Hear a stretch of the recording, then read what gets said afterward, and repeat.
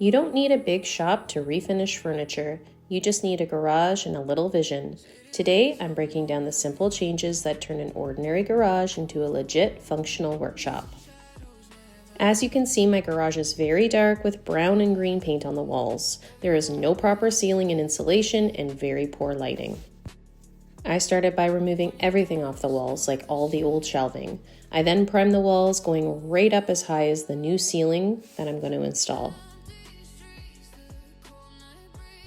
I used a primer by Zinsser called Bin 123 Stain Blocking Primer. It's something I've used before. It's really good at blocking any grease or dirt. And because this garage was in pretty rough shape, I thought it was a great option, especially because I plan on painting these walls a light and bright color, so I really wanted to get as much coverage as I possibly could.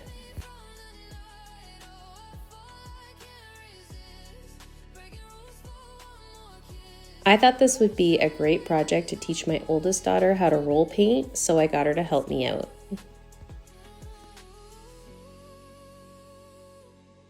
And I didn't worry too much about the damaged walls, as I knew I'd be placing storage racking up against them and toolboxes up against them.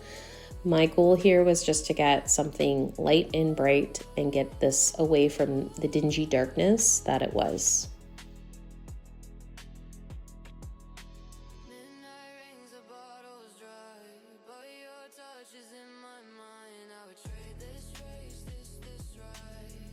I then went to my local paint store and I purchased this mist tinted can of paint to save a lot of money.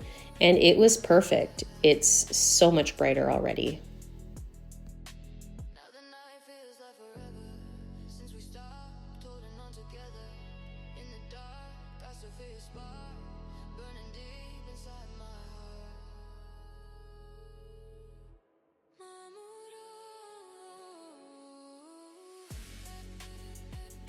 I then built quite a few of these plastic racking shelves to get all my refinishing supplies organized, and I used plastic bins just to segregate the different tools to really keep me organized.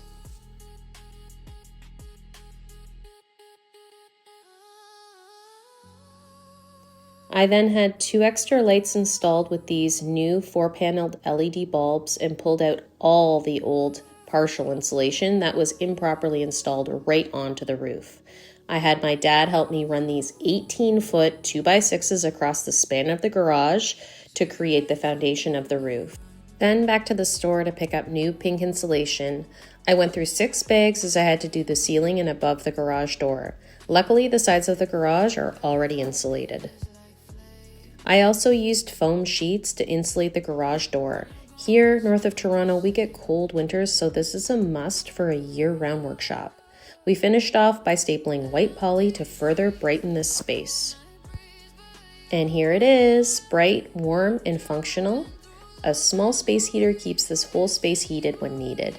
I hope this inspires you to create your own workspace, no matter how small or simple it starts. Stay tuned because I've got lots of projects coming out of this workshop next.